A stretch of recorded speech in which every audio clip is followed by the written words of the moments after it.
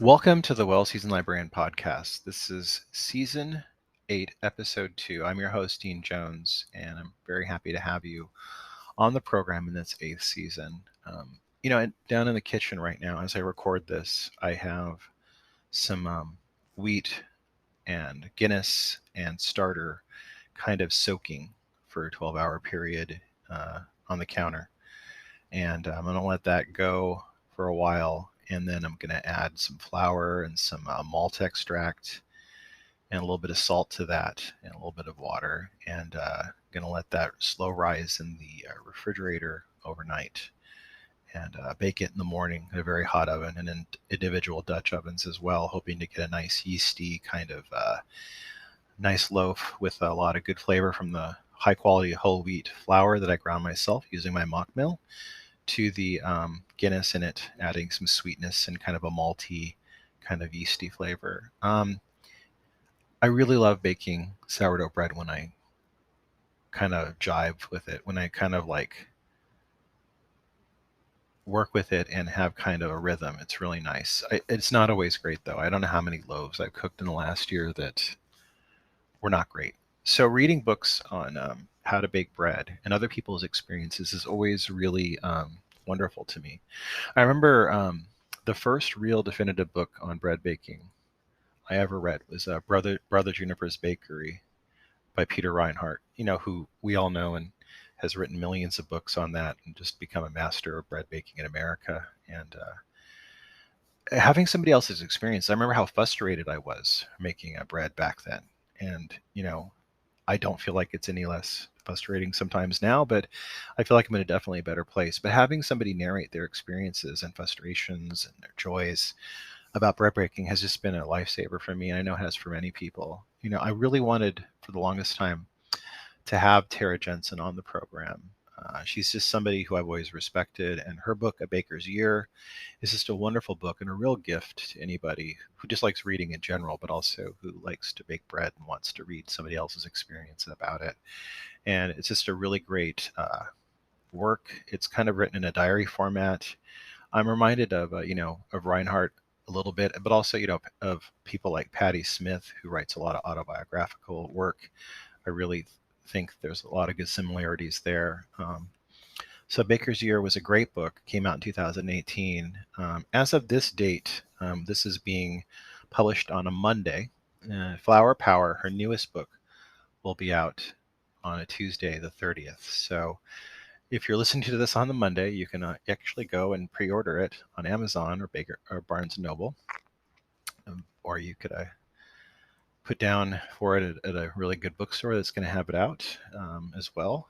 Always like to endorse bookstores, but that book's going to be out. Flower Power is her kind of definitive work, kind of come from a culmination of teaching so many baking classes to many people and how to really get into making sourdough bread. And that's going to be out on August 30th, and you can get that on Amazon and Barnes and Noble, as I said. And you'll want to get that soon because it's going to be very popular. I predict. I think it's going to be a bestseller. So, without further ado, I want to take you to my conversation with Tara Jensen. I had a really great time talking to her. I had been anticipating having her on for quite some time, and I'm glad we finally got to make that happen. So here we go to my conversation with master baker and wonderful author, Tara Jensen.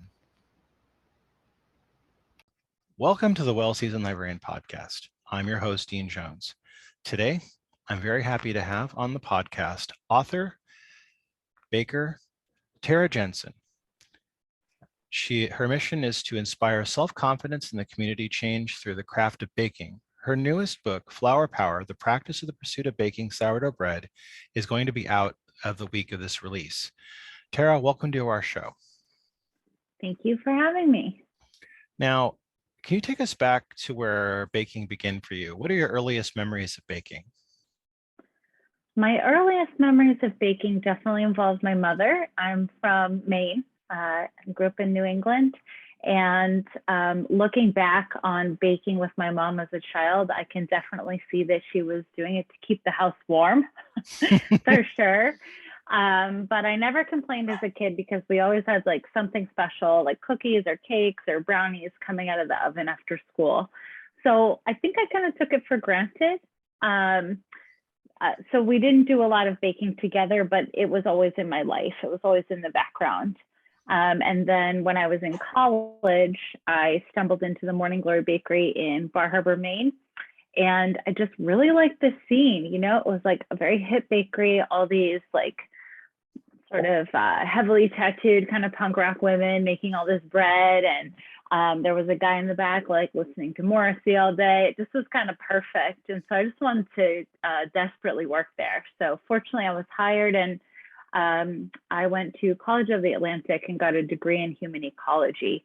But that whole time I was also working at a bakery. So when I left college, I just continued to seek out bakeries. And it kind of at some point, I think a decade in, I remember saying, okay, this is my career. This is, you know, I accept this as my craft and my journey pretty much for the rest of my life. Now, you ran a wood-fired market bakery, Smoke Signals, from 2011 to 2018 in Nashville, North Carolina. It was a popular bakery that many loyal customers would travel miles to get to. Tell us about this bakery and what it was like to open it and run it on your own. That was an incredibly special time for me. It was a little bit of a homestead. So I lived in a house right next to the bakery, and there was an outdoor wood-fired oven that was built by Alan Scott. And at that time, the property owner was Jennifer Lapidus, who also ran Carolina Ground Flour.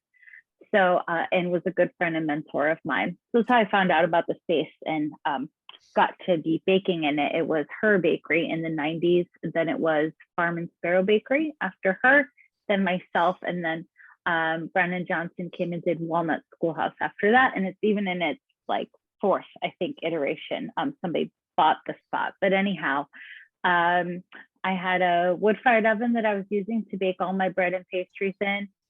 And I think the big takeaway from that chapter of having Smoke Signals for me was learning how to be really proud of what I made, no matter what it looked like, because I was using a wood-fired oven. And of course, it was really rustic and steep learning curve. And going to the farmer's market or delivering my bread in whatever shape it was in, I think brought me to a place where I just truly appreciated the practice of making it. And I had come from a background in professional bakeries where there was gorgeous steam injected ovens. And I thought, well, you know, this bread just doesn't look like that. And then sooner or later, Bon Appetit magazine knocked on my door and did like a wonderful spread about the bakery and the bread. And so I always tell participants in my workshops to, you know, be proud of what they make. And often if it looks different, that's a good thing because it's going to stand out. So that chapter is closed, but it was a very special time in my life for sure. Now, I have some small knowledge of wood-fired stoves, so I have to ask you this out of my own personal curiosity. What was the learning curve like for learning to work with wood-fired stoves? Now I'm older and wiser, and I would never go it alone. But you know, when you're younger, you just think you know everything. So I texted my former mentor, Dave Bauer at Farm and Sparrow, who also worked at had a wood-fired oven. And I said, you just light a fire inside the chamber? And he was like, yeah. So the first fire I lit, I got the oven up to about 600 degrees, which for me seems really hot. But I had about 80 loaves of bread to bake, and I put the bread directly, you know, it's a directly fired chamber. So you build a fire in the chamber, it heats all the masonry, you brush the ashes out. Shouldn't be fire, but you brush the ashes out, let it cool down, and then you do all of your baking. So got it up to 600, brushed the ashes out, started putting my bread in, and then the temperature just immediately plummeted. And, you know, the last couple rounds of bread were like pancakes. And so I realized pretty quickly it was important to really saturate all of the masonry, like really soak it with the heat. So I started firing the oven overnight, and I would wake up in the morning to have my bread in the cooler ready to go from a basket onto the hearth, and then have the oven ready. But I'd say it took about a year and a half for me to really get a grasp on managing, always being prepared with kindling and seasoned wood and the right kind of wood. And it's certainly not rocket science, but that's what I love about all these simple things like wood-fired ovens and sourdough. It's really, it can be just very simple, but you can also take it as far as you want to go. So it was fun. I now have a mobile wood-fired oven. When I left the space, I had a similar concept oven, but just built on wheels. So I still get to make fire every now and then.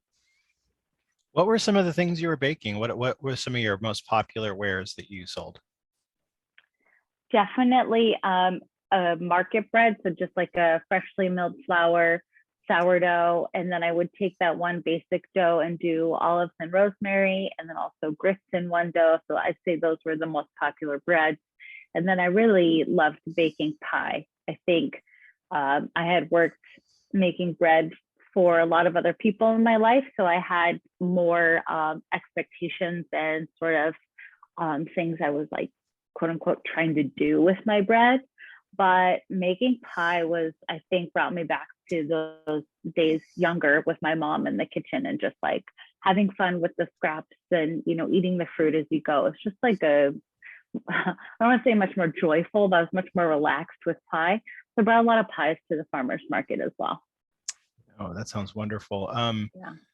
During this time period, you were able to learn about fresh flour at the Carolina Ground Boutique Flour Mill in the Western North Carolina area where you're at. Can you tell us about this time a bit? Sure. Part of finding my voice as a baker was definitely working with Jennifer Lapidus and the crew at Carolina Ground.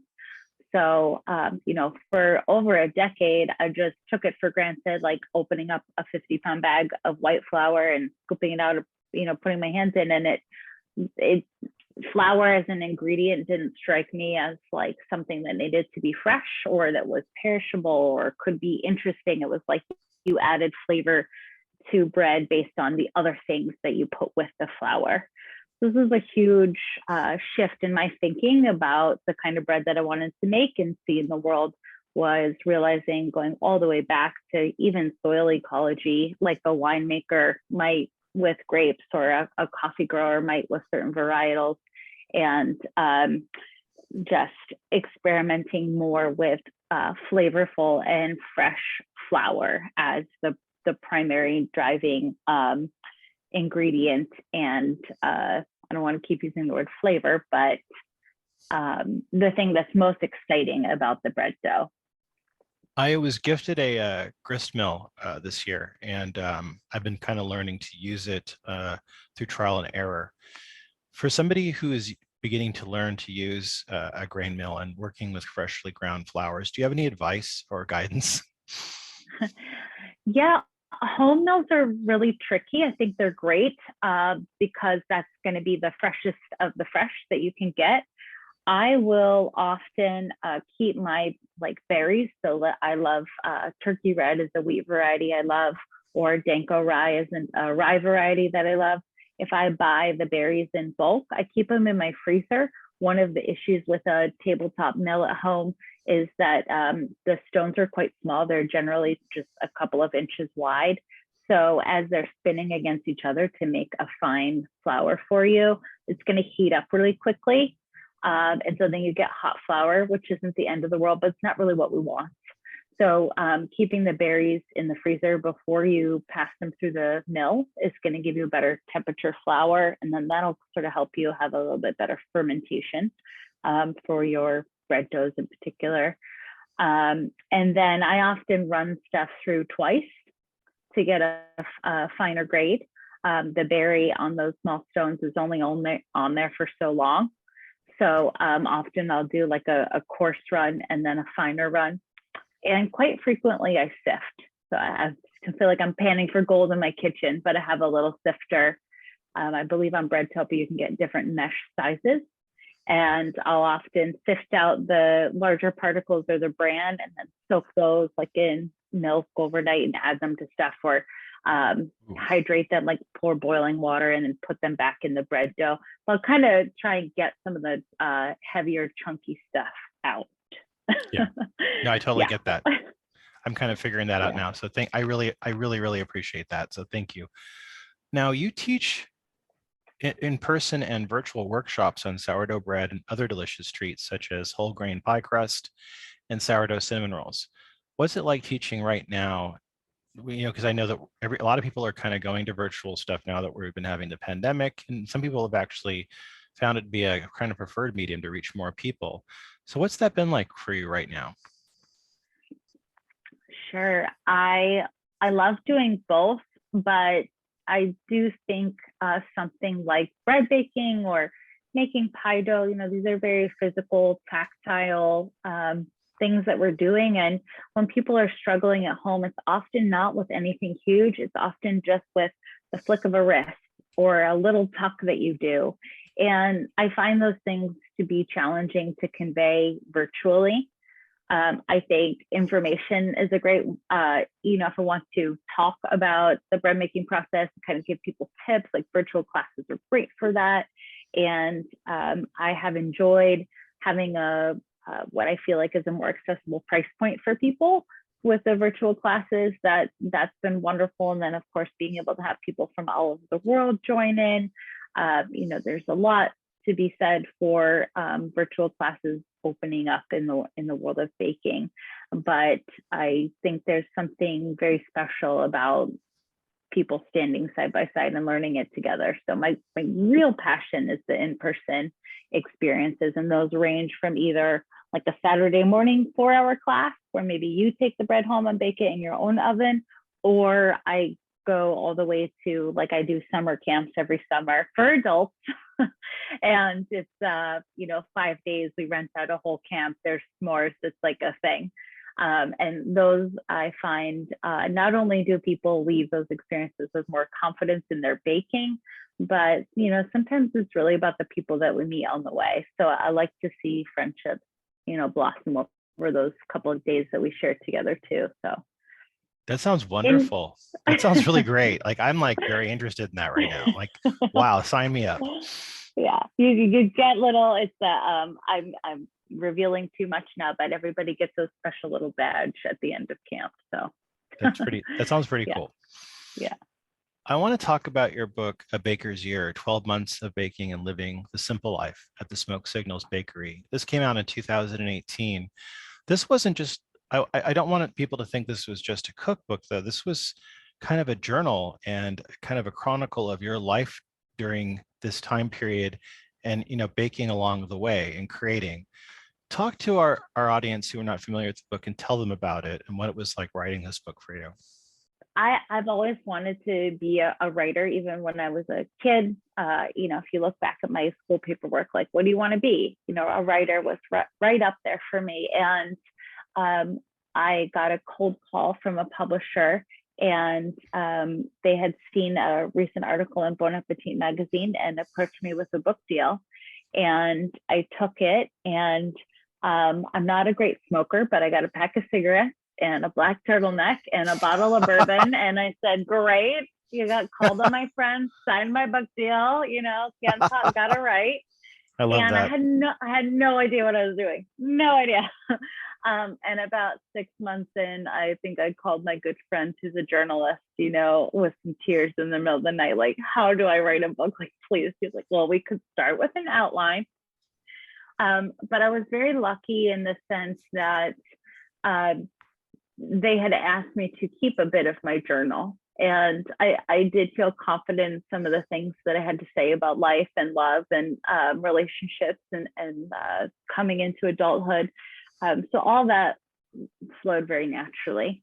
And at the time, I was also doing my production baking and doing that all by myself. And so one of the ways that worked for me was, like, all my recipes were very simple.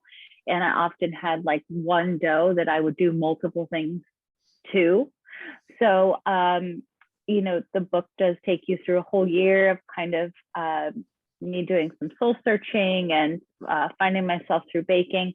And it's very straightforward. And what do I want to say? The recipe for the bread is solid, but there's only one recipe for bread, whereas my next book is 80.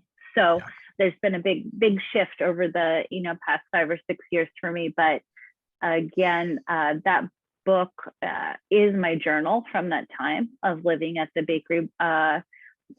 First with a partner, and then going through a breakup, and finding myself just, I remember sitting at the bakery after my boyfriend and I broke up at the time, which seemed, like the world was ending now. I'm like, oh my God. But I said, what am I going to do? And she said, Tara, you're a baker and you're living at a bakery. You're going to bake. And I was like, right. So it was a wonderful project to really throw myself into. I think sometimes when we're grieving, we all need those things to just pour ourselves into. It's really part of the healing process. But now I'm married now. I have a toddler, and I'm ready to get into times and temperatures for your sourdough bread.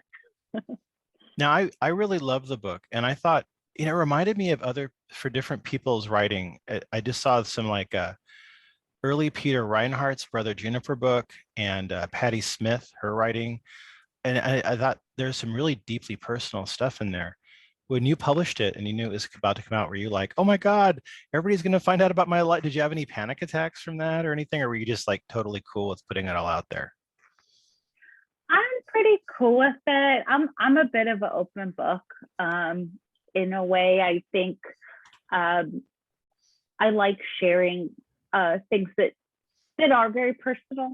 But I think that whatever I'm going through, I'm a human being on this planet. I don't think I am incredibly special. I imagine if I'm struggling with something, probably somebody sitting across from me is struggling with the same thing. If not that, they're struggling with something, I know. Not to just make life be about struggle, but I like to highlight those things because, especially in the age of social media, it can really just seem like everybody's at like a beach vacation all the time. And, we all have things that we're going through that we could use support with. So I kind of like to divulge first in the hopes that it's, helpful to somebody that might be going through it or has gone through something similar. What did you think when you first, this was your first book that came out. How did you feel, because it has a very unique look to it, very kind of a neat kind of bespoke design. And I like the way that the publisher put it out. How did you feel about the art direction and the look of it when it came out? I felt really lucky because I was able to do all of the photography. I did all of the illustrations. I even did I cut the letters for the cover, like out of construction paper. Damn. So it was really, I've always kept journals. So in that sense, it felt successful in the kind of intimacy and just hand crafted element of it. But I also over time have really come to realize in a lot of areas of my life that things with more people involved, with more eyes on a project, with more thoughts and hands involved, things can really take on a life of their own. So I'm really very excited about the look of this next book in the sense that feels completely authentically me, but also the photographs and some of the illustrations are, really lucky to work with some wonderful people and just elevate the whole thing. So very different styles, but still, I'm still in there. They're all little country, a little psychedelic, Now you mentioned something I wanted to talk about next, and that's coming out the week of this being released. Flour Power: The Practice and Pursuit of Baking Sourdough Bread. It's going to be coming out right now. Can you tell us a little bit about this cookbook and how you came to write it, and what you were thinking about when you were conceptualizing it? Yeah, I am so excited for this book, genuinely, and I'm excited to be working with Clarkson Potter. And the book guides you through making a simple white flour sourdough starter, a 100% whole wheat sourdough starter, and 100% rye sourdough starter. And then the end of the book is called Extra Credit, and it walks you through what to do with all of your excess or discarded sourdough starter that you might encounter on your journey. So the concept is that you're taking class with me in the book form. And there's over 80 recipes that involve sourdough. And then the front is really loaded with some of the things that we would talk about in an in-person or virtual class, like wheat varietals, step by step, what you're going to do from taking your starter out of the fridge and refreshing it all the way through pulling your bread out of the oven. There's lots of sort of choose your own adventure moments. So I encourage, especially home bakers, I think the refrigerator is underused. So how to pull out great flavor from your bread simply by letting it rest in the fridge. And it's bold and it's colorful. And we really just wanted the joy that I experienced in making bread to come through with this book. And I feel that it truly does.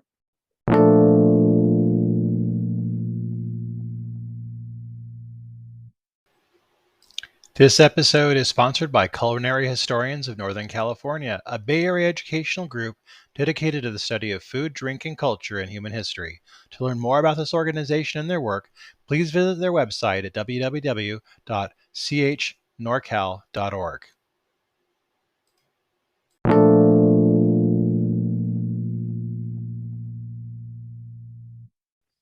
Now, I know that a lot of listeners here, including myself, really started working on sourdough during the quarantine.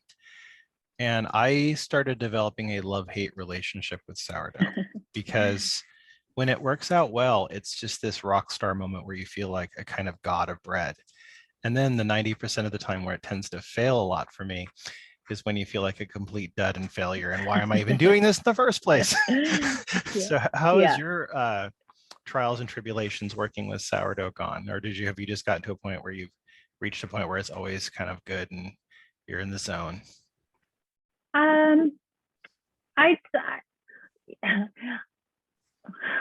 Where do I want to start with that? When I'm making something new for the first time, like for example, if I'm writing a recipe just totally from scratch, I have an idea for a bread in my head. That takes me about 3 times to really get that recipe where I want it to be.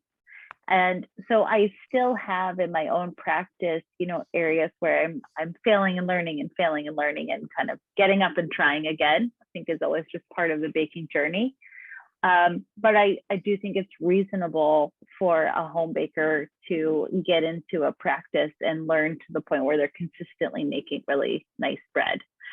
So I do think it is something that people should and can be proud of, right? We don't often get to do something with our hands from start to finish and then eat it with butter. So it's great. Yeah. Really important, I think. But I'm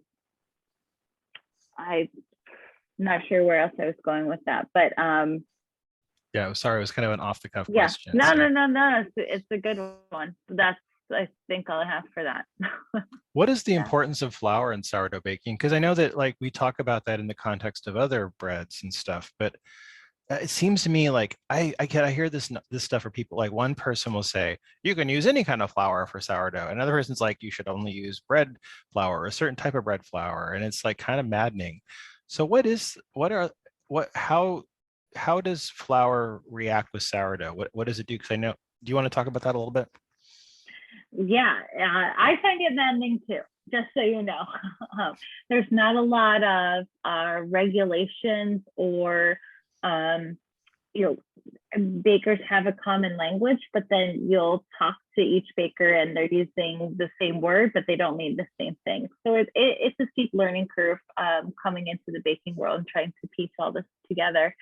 But in your sourdough starter in general, you're going to have wild yeast cultivated from, your environment in the flour, your hands, and then you're going to have lactic acid bacteria, which is also coming from the environment, a little bit from the flour, and likewise. So the microbes, the yeast and bacteria, the way I think about giving them freshly milled flour, say a nice bread flour from a place like Carolina Ground or Anson Mills, you're giving the yeast and lactic acid bacteria like a gorgeous buffet, right? It's like a feast for them, because in this beautiful, well-made flour, they're getting some fat from the germ, they're getting all the starches and protein in the endosperm, they're getting some of that bran, and a little bit of the bran is going to have this layer on the backside that's loaded with enzymes. So you're giving them a lot to consume and work with and transform. Whereas if you pick up just a bag of all-purpose or white bread flour from the supermarket, there's just less there. It's mostly a really finely milled kind of proteiny, starchy, rich powder, which is fine. And so I've lived in a lot of different places, and in particular, some of the more rural and beautiful places that I've lived, I don't have access to a lot of this great freshly milled flour unless I'm ordering it online, which can be really cost prohibitive. So from a personal standpoint, I do like to let folks know you can make great sour bread with white roller milled flour from the grocery store, truly. But there's only 3 or 4 ingredients in the whole bread dough most of the time, and flour and water are the biggest ones. So setting up your microbial colony, if you will, with all of this deliciousness just kickstarts fermentation. You're going to have really nice fermentation. You have beautiful color to the crust and the crumb of your bread, and it's going to be really active. Like I like to say that I want flour that has vitality to it, and that is what I feel when I have freshly milled stone ground flour. I truly think of it as a living ingredient. So I keep it in the freezer. I don't necessarily have tubs and tubs of it around. I buy it as I need it, and I bake with it, and then get more, kind of how I treat coffee. But I think those are the I don't believe that there's such a hard binary between freshly milled stone ground flour and say a roller milled white supermarket flour. I like to blend them a lot, is really what I do. And so I encourage people to do that at home and in the book. And that's what I do. I'll do it's very rare for me to make a bread with just one flour. I like to kind of get 2 or 3 going on in there, because we get the terroir with the freshly milled stone ground flour, but then we get some predictability and stability with something like a great bag of King Arthur organic bread flour from the supermarket. So this is a long-winded way to say it's great superior starter with freshly milled stone ground flour. It's not absolutely necessary. What do you think some of the most basic mistakes that we people who tilted the windmill of sourdough make? I think everybody's really nervous. I think everybody's at home staring down their bread dough, poking it, and just wondering what the heck is going on in there, and rightly so. But I encourage people to, I always tell folks in my classes to overproof a loaf of bread on purpose, because I think one of the things you need to do in your home kitchen is really familiarize yourself with the particulars of the environment you're making the bread in. And my recipe or somebody else's recipe can say leave it on your countertop to proof. So the second rise of your bread dough for 2 to 3 hours. We're guessing, to be quite honest, right? That's going to work for you in your kitchen under this temperature and with this kind of humidity. But we all know that our kitchens vary to vary. Even within our houses, our rooms vary. So I think often home bakers will put things in the fridge too soon, or we will bake a loaf too soon because we're worried about things getting out of control. It's really rare for stuff to get that out of control in your home environment. I see that more in commercial settings because huge tubs of dough have higher temperatures, they ferment quicker. It's really different than just making 1 to 4 loaves of bread at a time. So I think that I think in general, home bakers could ease back on the stress and just really let things go. And wait to bake that loaf till it feels like lofty, like a pillow. It should feel like a pillow before you put it in the fridge or put it in the oven. And if you make bread, you'll know what I'm talking about. If you don't, it's going to sound really weird. But no, I totally get what you're saying, and that's a Yeah. mistake I've made so many times, is not doing that. Yeah. Well, and I admittedly, as someone who writes recipes, I'm telling you to put it in the fridge at 4 hours. So, it's a conversation we're having. Now, I know that the one thing I always do, that I want to just give this advice to other people: do it in the bread's time. Don't do it in your time, because the biggest rookie mistake I always made was I treated it like baking a cake or muffins or something. Like, I'm going to do this. I have this amount of time, and I'm going to do the bread. And like the bread doesn't always want to cooperate. And then I end up, like you said, with putting it in before it's fully risen, and I end up with this like doorstop. Yeah. Yeah. You're not alone. But yeah, that's great advice. The bread's time. It's my next tattoo. Have you enjoyed using any other types of flours other than wheat? Have you tried using other things? I know you talked about rye there, but have you tried using other things like maybe buckwheat or something like that? Have you worked with those? Yeah, for sure. It's funny, I was living on the border of Kentucky for a little while, and just deep in the heart of Appalachia. And I'm only now, I just recently moved to the DC metro area. I am using cornmeal so much in everything. I can't get enough of it. And maybe it's just because I'm a little homesick. Nice. But yeah, cornmeal is going in everything, from a cornmeal cake, just a really easy, sheet pan style cake with some blueberries and yogurt, to I've been making cornbread every morning for the past 4 days. So really exploring and doing getting polenta and then milling it at home to make the fine meal, couple different varieties. So that's really exciting to me. And I do love einkorn and emmer, some of the older grains. Just they're really delicate, flavorful, really aromatic flours. I know those are still wheats, but I tend to put a little bit of those in everything that I'm making. I love that. Now, can you tell us, who are some of the food writers that you like to read, that you loved reading over the years? I always share quotes from MFK Fisher's How to Cook a Wolf in my classes. I think that is a beautiful book that everyone should read. And I'm really excited about my friend Melissa Martin's writing right now. She has a supper club called Mosquito Supper Club in New Orleans, and also just won a James Beard for her cookbook called Mosquito Supper Club. And I think she captures a lot about the state of our environment right now and how that relates to our food, and also just the state of our emotions collectively in the country right now. So I'm always excited to talk about her book. Now I want to ask you, I like to ask people who come on what they're making today. Are you baking anything special today? I have pizza dough going. Nice. My daughter is about to start school this week, and so we're having a little pizza party before we have to explain to her what a uniform is.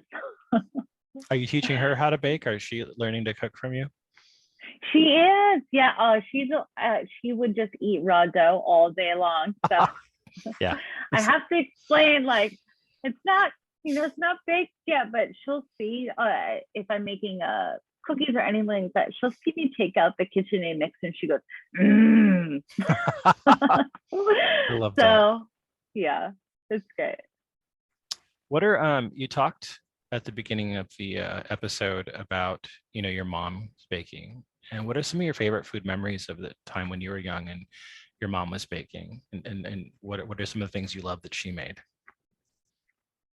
Gosh, my mom is an amazing cake baker, and it was always something special to sit down and talk with her about what you wanted for your birthday cake. And I just had the best birthday cakes growing up, the frosting colors that you wanted. And she was, and is, I imagine still, she's still here with us, but really creative artistically, and we'd always get like the best cake toppers, and now looking back as a mom myself, I realized how she was probably staying up late, to make all of that happen, and just what it means to run to the store when you're also taking care of kids. So I appreciate how she baked for us so much now as a mom myself, but also her chocolate chip cookies were unparalleled, and her brownies were always glossy on the top. Very nice.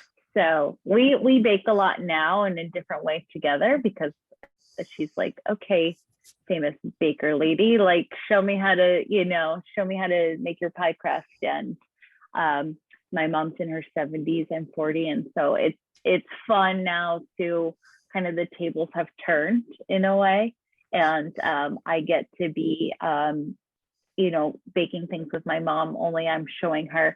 But I remember one time we were making a pie crust together, and she said, "Don't use your teacher voice with me."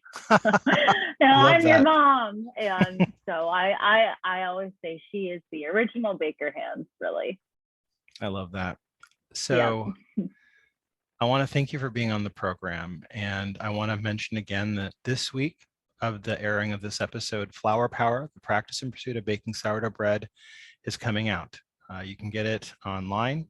We have links that you can go to in the bio to buy the book, and it's available at all better bookstores as well. And also, we also are going to have links up so you can get A Baker's Year, 12 Months of Baking and Living the Simple Life as well. You can go and get that book as well. I'm sure you'll want to after hearing this interview. Tara, thank you for being on the program. I really, really enjoyed getting a chance to talk to you. I hope we can have you on here again. Dean, thank you. That was my conversation with Tara Jensen. As I said before, her book, Flour Power, The Practice and Pursuit of Baking, is out today. As you're listening to this, you can get it online on Amazon, or you can get it on Barnes & Noble, or at better bookstores. I encourage you to get the book. You're going to really love it. Also, if you go to Tara's website that we're going to have posted on the bio, you can take her online classes. So that's something you might want to consider as well. Or if you live in the area that she lives, you can take them in person. We're going to have next week coming up, we're going to have a guest, Patty Morel Ruiz, who has the Essential Cuban Cookbook coming out. She was a wonderful guest, and I really love getting a chance to talk to her and hear her story. She'll be on next Monday. Hope you all are having a really great week and get to bake a lot of really great stuff, maybe from one of the cookbooks that have been mentioned on the program. If you like the program and would like to share it with somebody else, we really welcome you doing that on Instagram, Twitter, or Facebook, or any of the other social media sites where you can share information about podcasts. We want to really give a welcome shout out to Asian Man Records for letting us use the song Talk About Love by Kitty Cat Fan Club as our intro and outro for the program. They're very gracious to do that, and I just like to mention that they have a lot of great bands that they produce, and they sell a lot of albums on the website asianmanrecords.com. You can also get some wonderful t-shirts, hoodies, stickers, etc. for these bands. Check it out. Hope you all have a really great weekend, and keep on cooking.